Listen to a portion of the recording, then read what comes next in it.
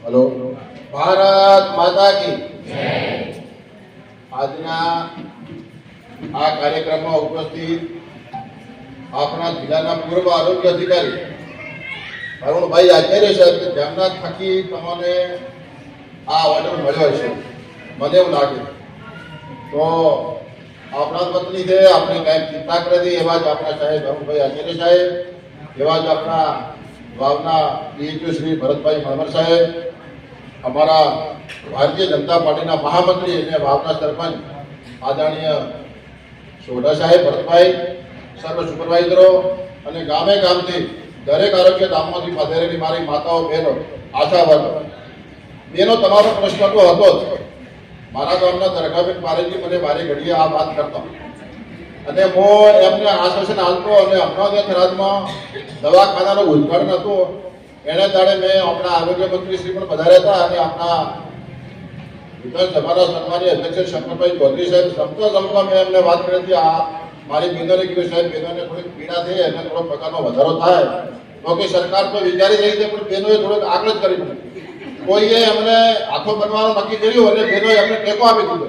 એટલે કોઈનો હાથો મત બનાવશો અને હાથો બનશો સરકાર તમારી સતત ચિંતા કરે છે મોદી સાહેબ જેવા તમારે ભાઈ મળ્યા છે એનાથી બીજું રૂડું હોય શું અને હવે મોદી સાહેબની ચૂંટણી આવી તો મોદી સાહેબની બેન બનીને એમના આપણે ઘોળ કાપવાના છે મોદી સાહેબને જીતાડવાના છે મોદી સાહેબને ત્રીજી વખત વડાપ્રધાન બનાવવાના છે માટે મારી તમને ખૂબ વિનંતી છે કે આ ચૂંટણી હવે થોડાક સમયમાં જાહેર થશે અને તમે બધી બહેનો આજ માટે મોદી સાહેબના વધારનારા ધોળક આવી અને એક આનંદ કરજો તો એ તમારો ભાઈ એક કરો તમારે તમારી પડખે આવે ઉભો રહેશે તમારા પગારનો વધારો કરશે તો ભાજપની સરકાર જ કરશે બાકી કોંગ્રેસની સરકારમાં તો આમાં હતું જ નહીં કોઈ આ ચૂંટ જ નથી બોલો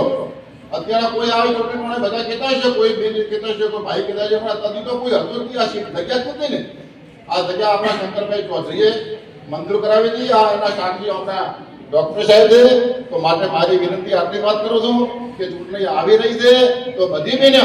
બધું ભૂલી જાઓ ક્યાંક હોય તો બધું ભૂલીને એક મન બનાવીને મોદી સાહેબને જીતાડો તમને ગામો ગામ ઘરો ઘરની તમને બધી ખબર છે